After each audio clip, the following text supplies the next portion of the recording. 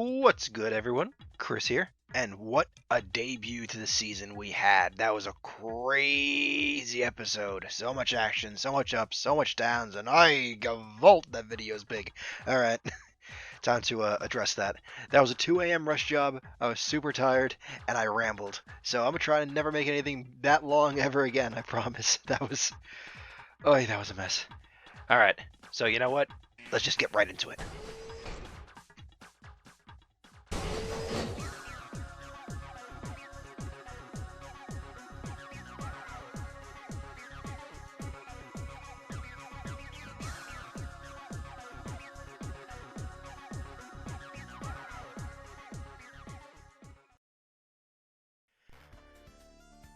Alright, now let's start talking about the fights. But I must say, spoilers ahead.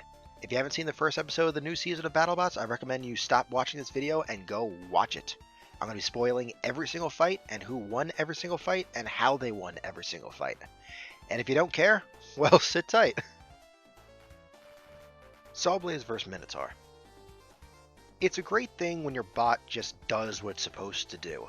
You build a bot with a certain function in mind, and it performs it to the absolute peak of its performance, and that's what we saw from Sawblaze in this match. At first, it was a little rocky for Sawblaze. Minotaur kept popping up in the air, and I thought they were going to keep doing that for a decent amount of time, but one little mistake, and Sawblaze does what he does best. Scoop him, stop him, and drop that hammer saw straight on their melon. And those shots were ridiculous. Minotaur has half-inch thick 6061 aluminum, and that went through like it was butter. That was nuts. And then a lucky strike on the battery, and Minotaur was just in flames. A lot of people questioned, oh, why did Minotaur just die on the spot? Because they run their batteries in redundancy that way. So it can still run, it can still spin. The fact that it can still spin is a testament of how goddamn good Minotaur is. That was insane. At any point, he could have actually licked Sawblaze and maybe won on fire, which would have been absolutely insane. So this was an absolute clinic put on by Sawblaze, and it was absolutely awesome. And it was really cool to see the Sawblaze, see Sawblaze go up on the upper deck thing, and kind of throw them over and then toss them down like, I'm not finished with you. It's actually pretty sick. Gigabyte versus Uppercut. This was a relatively quick match. Spot spin up, first contact. Gigabyte air hockeys himself into one of the short corners. The short corners are the two choke points that are created now because we have a giant platform on one side of the arena for I'm still confused on why it exists, but again, I'll save that for a video later on, maybe at the end of the season. So Uppercut goes over, does a bit of body blocking, gives him some of the most thunderous hits I have ever fucking seen. Uppercut is still a monster. He pretty much won me my fantasy league last year because I picked him on a whim. Dude just knocks everybody out and hits them so hard it's insane. So at one point, Gigabyte did get a good lick on him, and he could have escaped the corner. I don't know why he didn't. I feel like if he escaped that short corner and went and brought the fight back into the middle, that usually suits full body spinners more, he could have had a better chance. But unfortunately, he didn't take the opportunity. He just stayed in the corner, and a few more blows came in, and Gigabyte was knocked out. So just another clinic by Uppercut, and God, that bot's fucking strong. Switchback versus Gruff. So we all know what this match was made just to show off what Switchback can do. And to be honest, I was impressed by him.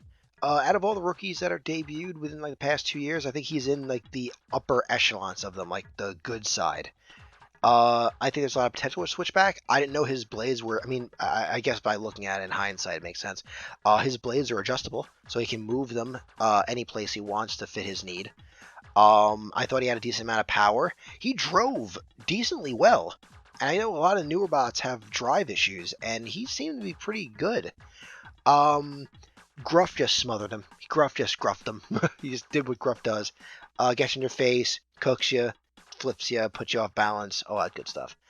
At one point, it seemed like Switchback was having a little bit of a drive issue later on in the match, after Gruff kind of had his way with him. And at one last point, Switchback gave a really big hit that was super cool, but unfortunately it flipped himself over, and knocked himself out.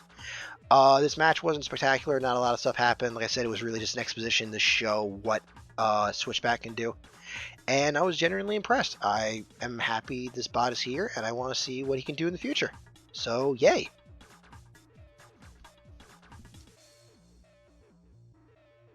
Captain Shredderator versus Tombstone. Pinch me, I must be dreaming. Who had him winning? Who had Captain winning? I sure as shit didn't. I thought he was gonna get fucking scraped. But I'm a bad boy. I should have believed. I should have believed in the captain. Oh, my captain, my captain. Blessed up, you got a W. Oh my god. All memes aside. Alright, as soon as the match started, Tombstone showed some problems. In a pre-fight interview, Ray was saying he made a lot of changes to Tombstone, which is sometimes good, sometimes bad. But match started, both bots spun up. There were a lot of little exchanges, so not a lot really happened. The first big exchange that happened, Tombstone immediately started sparking his drive.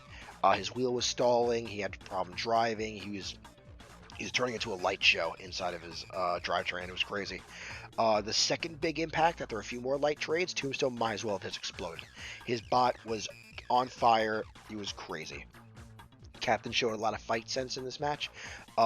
Tombstone tried to corral him into one of the short corners. Captain drove back into the center, bringing the fight back in his favor. Good move. And two, as soon as Tombstone's weapon died, he stopped his own spinning. Why? Captain has given his opponents free wins after delivering an ass whipping because his bot just happened to have a stroke.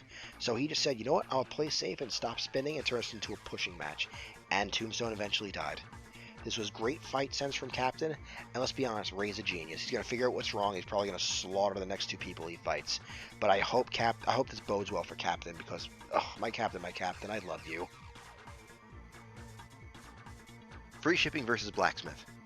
Easily fight of the night. This match was awesome. Super back and forth. The driving was impressive. Both bots had moments where they felt like they were the dominant ones. The flames were so fucking cool to see. And Blacksmith still has his goddamn flame. Yes! Yes!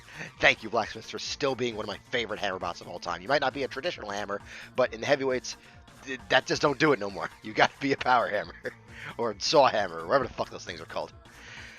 This match was awesome. It's hard to describe how good this match was or what happened, because there wasn't a key moment like in the Sawblaze fight where it was clear that Sawblaze was just raining hammers down.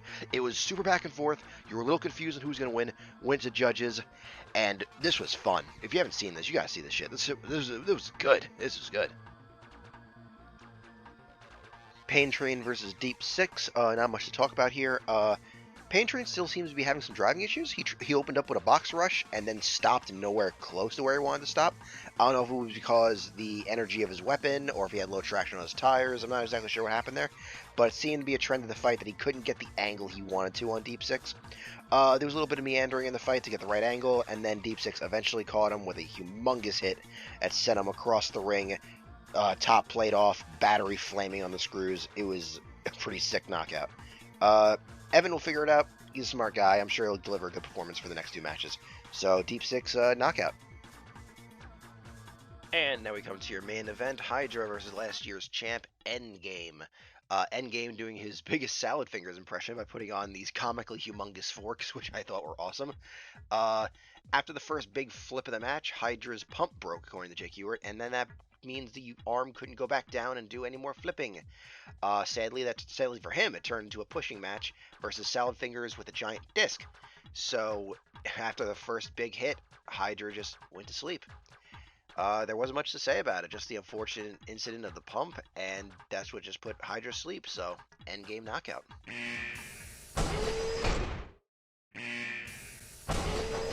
And that concludes my review of the first episode of the new season of Battlebots. What'd you guys think of the card, and what'd you guys think of all the fights? Please let me know in the comments below.